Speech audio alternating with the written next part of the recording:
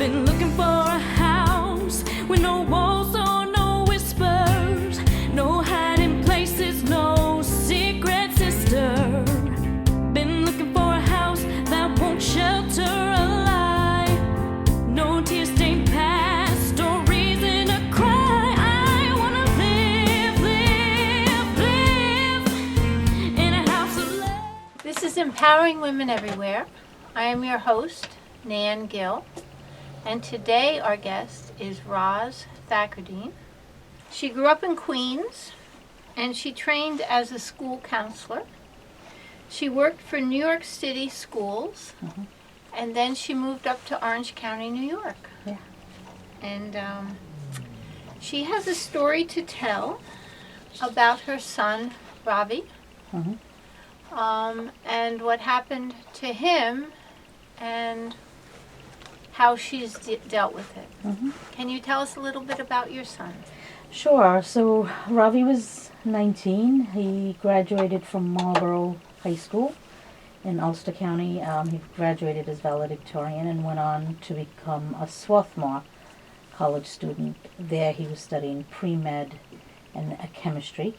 And, you know, in his sophomore year, study abroad is heavily marketed on campus.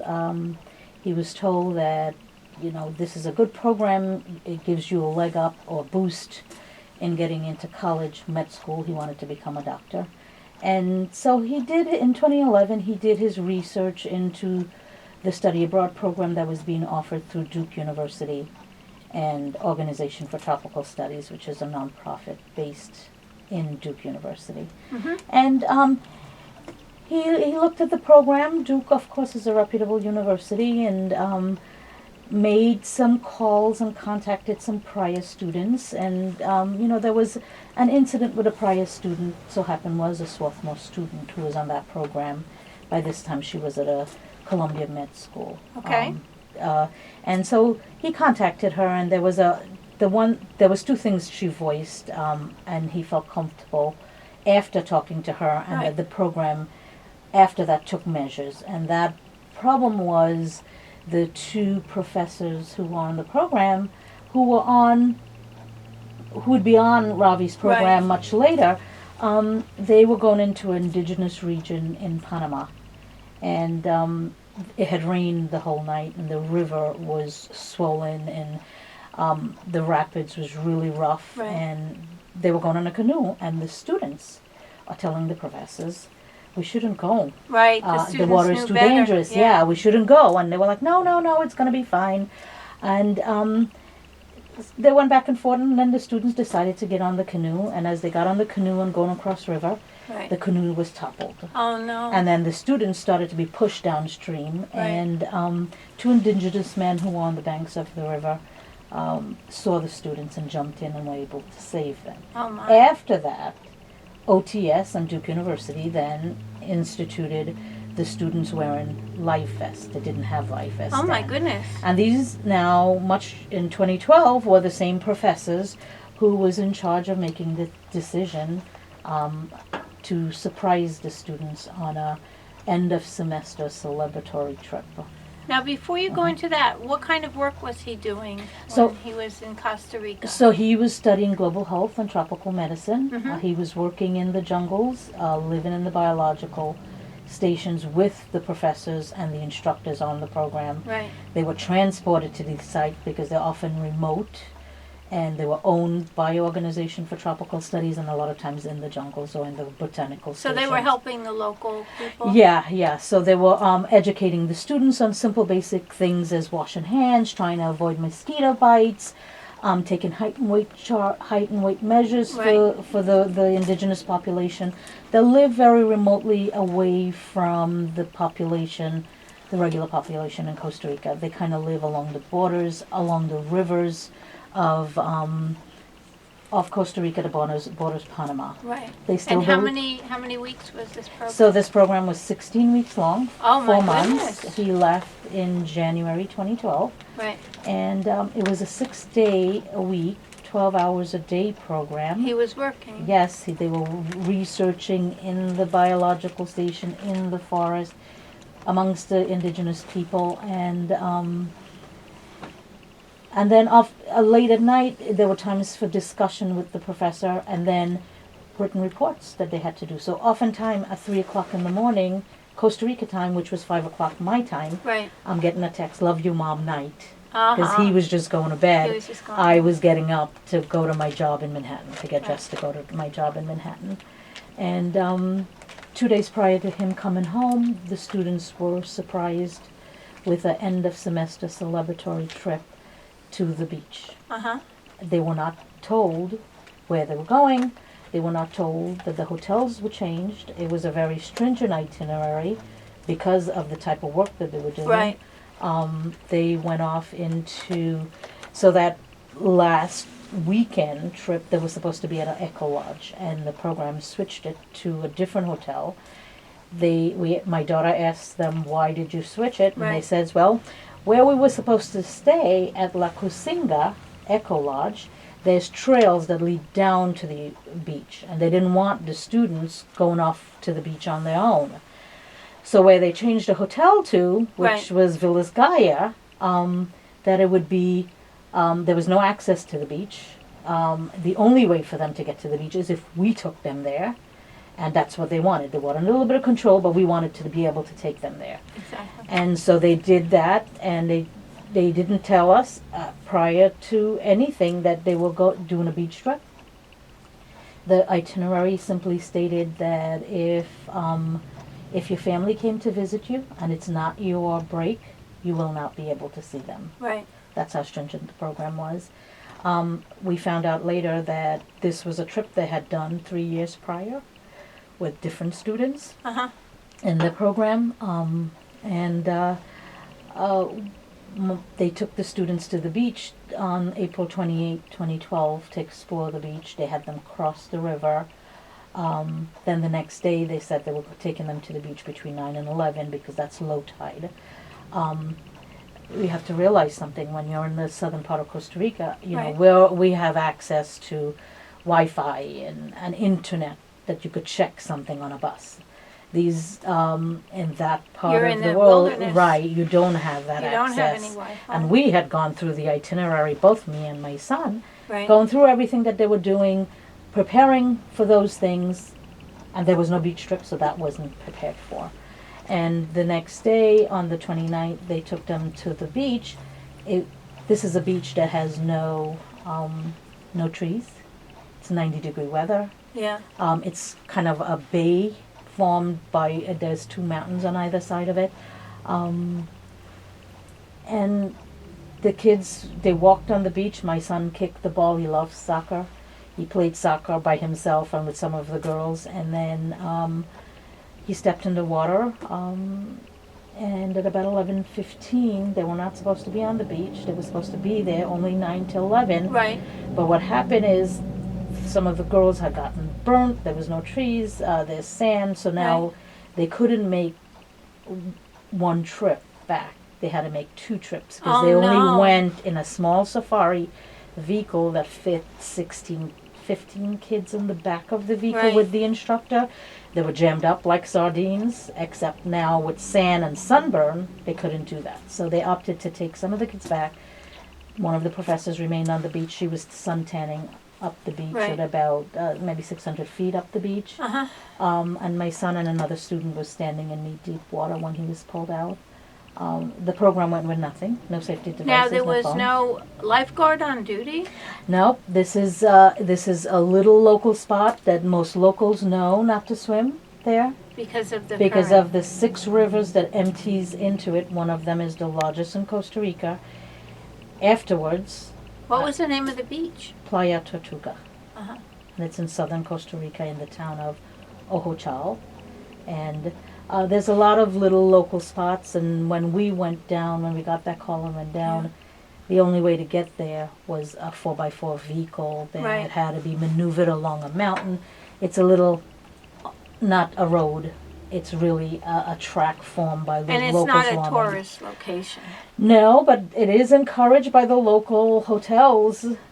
You drive across Costa Rica, you just stop off at any of these beaches. But here we had locals running the program in Costa Rica. And they should have known. They should have known because they researched along the Playa. The Tortuga River is where a lot of the indigenous people still believe that water is sacred. You know, they don't know that now the water is not. It's not like in the day when the water was clean. It's rivers that you have a lot of muck emptying into it. Right. And it's one of the largest rivers in Costa Rica.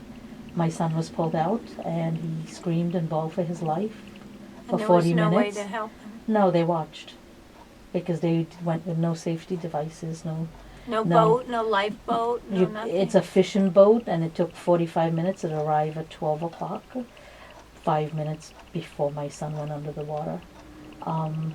They went with no phones or anything else. Now, when this happened, and you found out about it, I mean, that must have been devastating for you. I didn't even know what to think. When we got that call, it was about 5 hours after the fact. Right. We got that call not saying my son was dead. We got that call saying my son was missing. We were not thinking beach trip because we were not told of a beach trip. You didn't even know that there was a beach trip? Right. We knew that he worked in the jungles and, you know, he could have gone off a wrong trail. My son had a lot of common sense. He was smart. He was level-headed. We knew that if he went off a trail, we were going to find him. Plus, he was a strong boy. Yeah, and we knew we were going to find him. Yeah. But they didn't tell us. They watched. Meanwhile, the other students who had seen what happened had already called their parents, crying and bawling that Ravi had died. We didn't know. Not until we got the morning of, we booked flights. We didn't know what to think. We said, no, we're going. Yeah. We're going to find my son. We're going to be there. There was no question about it. A mother's worst nightmare. Oh, yeah. Yeah. And all this time, they didn't even tell you what had happened. And we're asking and we're standing and we're seeing them conversing in Spanish and we're not getting answers. And then finally, the Coast Guard that they watched, it's through conversations with the students and with the tourist who was on that beach. I got more answers from the tourist who was on that beach. A couple who was walking on that beach who had seen my son the day before because they were walking. They saw my son playing soccer the day before, and my son said hello. He didn't know them. It was a Canadian couple from Alberta, Canada. And then there was a young man who risked his life from Massachusetts who had just gone down to teach English, and he went there to walk on the beach, and he saw all of this happening at the same time. And he went out he raced up and down looking for something to be able to save my son. So it was totally negligence. 100% preventable and 100% negligent. Because if you would have told these students that it's not a beach for swimming, which they would not have swum. No, they would not even stepped in the water. And, you know, the locals know not to do that. Right. But the students didn't know that. And I found that out after because 3 weeks after the cremation and we came back to the United States, my middle son, Sean, who went to the same college, Swarthmore, as Ravi, his graduation was supposed to take place. Yeah. And so the college kept calling me and saying, is Sean coming to graduation? And Sean didn't want to go, but Ravi said, you know, he used to tell me, Mom, he worked for this, he should go. Right. And then at that point when I told Sean that, Sean said, okay, he'll go. And so we went 3 weeks after to graduation, and I sat with the President Chop of Swarthmore at the time, and she goes, I don't understand. It's the most dangerous beach in Costa Rica. How did they take them there? That's when I took to the internet. I came back because now certain things I heard, certain things I heard there was starting to come together. Yeah, it was starting to come together. How many did you find? So over time, and we keep building it. I have about 5,000 individual involving deaths and injuries, rapes, murders, mugging, killings. Now, from what I understand, the colleges don't report this. You had to do this individual research because it was not reported by the colleges. So the college will tell you that they collect the information, but it serves no purpose if you share it with no one. Right. If me as a parent ask a program what death and injuries they've had, What is their safety record? Right. They don't have to share that with you. They don't have to. And so they didn't share that with me. My girlfriend, who's on the website with me, Elizabeth Brenner, whose picture you have, my partner, she lost her son in India. When she asked, a friend of hers asked the program, how many have you had any incidents before? And they go, oh, just cuts and bones, broken bones maybe. We're expecting, my son's going in the jungle. You expect kind of bruises and scratch and cuts. You don't expect death. And so after her son died, a friend was working at the State Department and called her and said, Elizabeth, do you know your son was the program's 12th death? And that's through the State Department. The program told the person when he inquired, no, just broken bones. So they don't have to share that information. Yeah, school, colleges, and universities are a brand. This could hurt the brand. So like sexual assault, it's swept under the rug. And they will tell you, yeah, we collect the data, but are you using it to make program changes and curriculum changes? Exactly. Which is what we're about. So I started to search this data, I started to collect it, put it on a link, and then I started to reach out to people. I started to reach out to my assembly person, my representatives, saying, what laws are there that protects our children? We're paying American dollars, they're going to an American university. What protects our children abroad? Because now I'm learning it was preventable, it's negligible, and I have no answers as to how my son died. Even for them to go without any kind of safety device to a beach with no lifeguard is negligent. Yeah. And there are beaches with a lifeguard, but you may have to pay $6 per person. Not far up the road, there is a state park that has lifeguarded beach, but they would have had to pay maybe $5, $6 for each student. And how much did you pay for him to go on that $22,000. $22,000. And they couldn't pay $6 for their protection. No, because it's now you learn it's not about the life; it's about the dollars that they make. So now you actually took books and printed out different students because that I wanted had been hurt. Because I didn't want to walk into an assembly person office or a representative office saying I have 100 students, because that doesn't do the students justice. No. I wanted them to see a face. See a picture. Yes. See a picture of who it was, how beautiful they are, and that they lost their life. And what they were doing, because these were kids that wanted to make a difference in the world. Right. And they would have come back and contributed to society. Right. So I didn't want to say 100, because to me, the number was not driving home. Yeah. Is too many. Too many. And so I started to print out, put a bio together and print out and put a picture together. Right. And I'd walk into... Like a memorial for each child that was lost. And I'd walk into a congressman's office, or I walked into Gibson's office, Gibson was in Kingston at the time, Congressman Gibson. The first thing he did was pull the book, and then his eyes is bugging out, and he's going through the book. Yeah, they could see right there. They're seeing this, and I'm telling the story, but this is what's really telling the story. Exactly. It doesn't matter what you say, it's what you see. So I have about 6 of these binders now. Through the binders and through obituaries, I will research and then find where the families may live. Right. And I cold call. Sometimes if it's a common name, I've only gotten it wrong once, where I called a wrong home. But I've gotten families, and no matter how far back it goes, they too are still shocked to find out their child was not the only one. And that somebody else like them exists out there. Now, from what I understand, you have 2 bills sponsored by Sean Patrick Maloney? Yes. So we have Sean Patrick Maloney has been on our side for the last, since 2014 when he introduced the first bill, HR 3551. I had been to Washington, D.C. We were doing 13 meetings a day, and people a lot of times just looked at me like I had 2 heads. They had never heard about these incidences, and they didn't know about it, but were not willing to go the extra step.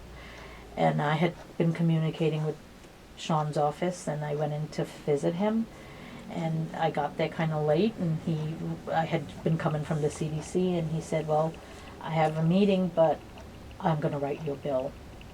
he said, I have kids, I'm going to write you a bill. Anyone that has children. Yeah. But, most of the Now, people if don't. anyone here wants to help, Yeah. is there something that they can do? Write Yes. to congressman? Yes, or- definitely. So if you go to our website, we'll upload the information there. And what's the website? protectstudentsabroad.org. Okay. So we'll upload the bill information, the links where they could click into the link. But they can go, if they know who their congressman is, they could go to their website and send an email message through that saying support HR 4410 Exactly. and HR 4411. This year we had a second bill introduced in Congress where the Department of State gets the consular reports of death.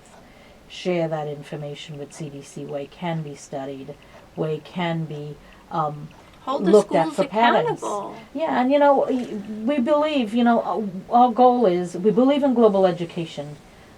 We believe like our sons believe. But it's only good if you come back alive. And we're saying we could do this better. We know with research, it was found that smoking was unhealthy for you. That seatbelt laws, even Right. though we kicked against that, we know that it prevents lives. And it was through Prevents following death. pattern, prevents death and save lives. Yeah. This too is the same thing. Right. We're not saying we're going to prevent every death, but we could certainly reduce the number of Also, deaths. not only that, there's kidnappings. Yes. There's rapes. And There's rapes is 5 times higher on study abroad than it is here on home campus. And oftentimes the students don't have the support that they need that is available here on campus. They won't have that. they in won't their have that foreign when they're country. abroad. Yes. So that has to Right. be. And then we also have a New York bill that Assemblyman Scottados introduced the assembly version in May, this Okay. past May. So And they s- can write to their assemblyman. Yes. And then we have the bill, Senator Laval, the chairman of the Higher Education Committee, Mm-hmm. introduced the same exact assembly bill in the Senate in January. Right. And so we have some support on that. And so, yes, they can also write. And it doesn't have to be much. Yes, you'd be surprised how many people know of someone who had Who had a an problem. unfortunate experience on study abroad.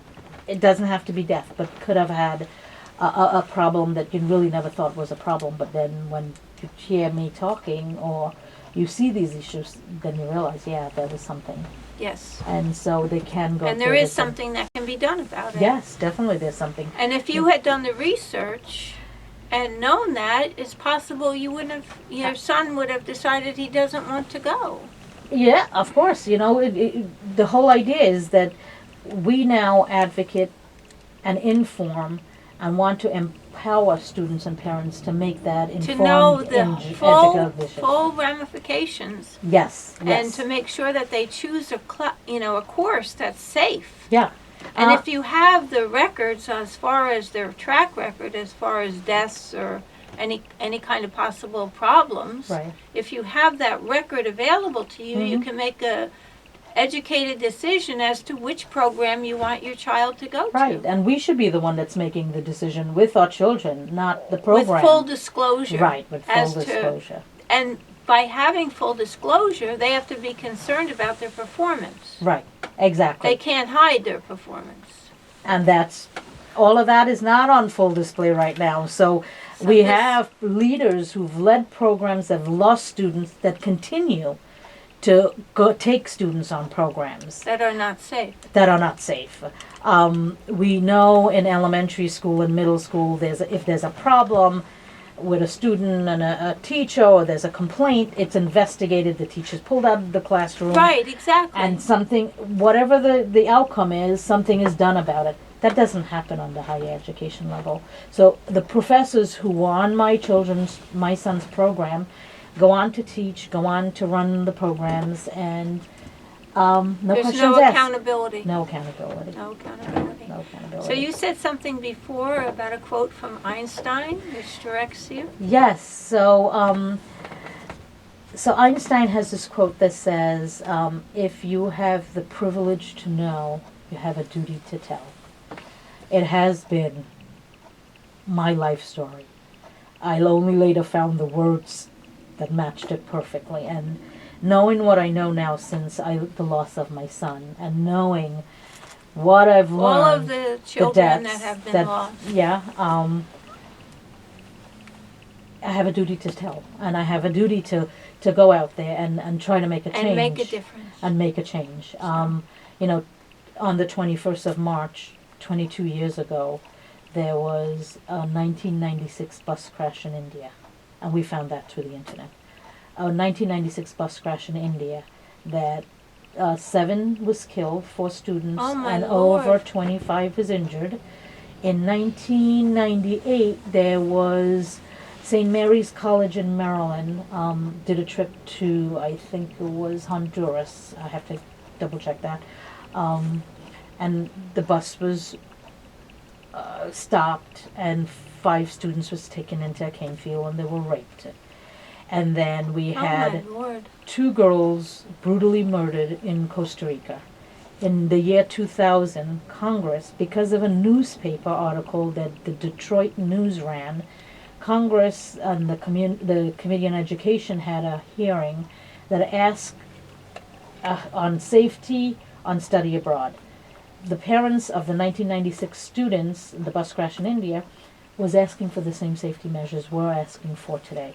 It's been 22 years, a lot more deaths and injuries, Yes. and nothing has been Books done. of them. Yeah, and nothing has been done. And Yeah. here we are today, 5,000. asking for the same. So I know this, for me and for Elizabeth, who do this work, it's become our passion. Because what we've known, Because you want to protect the other children as well. yeah, we do this in No our, mother should have to send her child away I watched what might happen to my family. and If not you have would- them come home. Yeah, if you Because would of ask some, me. you know, for some in unbelievable, stupid, And we have no justice. negligent.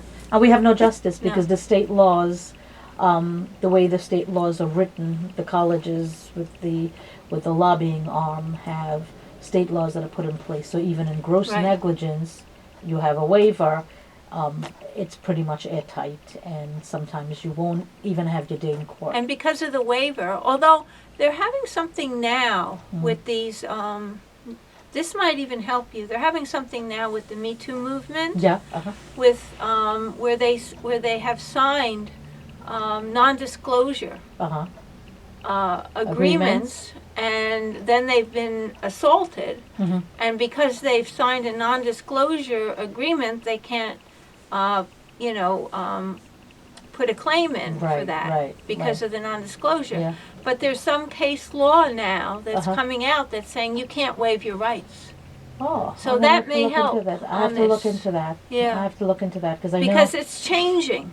Like, it's Well, great. changing just now with the Me Too movement. Okay. So I'll look into that. Then. Yeah. I'll so, definitely look into that. But here we are, 22 years later, asking for these measures. And I think if things And would now- have been done all along, maybe Right. we wouldn't be here. We wouldn't be here. Now is the time to handle this. Yes. So if you want to be involved with this and help and get your congressman to work, get in touch with Roz. Yes. You could reach her on her website, which is, ProtectStudentsAbroad.org, right? Or Yeah. give her a call at. 917-658-8580. She's there. And if your child is thinking about going abroad, give Roz a call. Yeah. Because she's done a lot of research on it and she knows a lot of the situations that maybe you don't want your child to get involved with. Yes. So it's been wonderful having you here. Oh, well, thank you so much for having me. and thank you for sharing coming, this and word. thank you for all the good work that you've been doing. Oh, thank you. Because, it's when something like that happens to you, you can't stay quiet. No. And They messed with the wrong mother. they did. They did. They did. Thank you so Oh, much. thank you. Okay.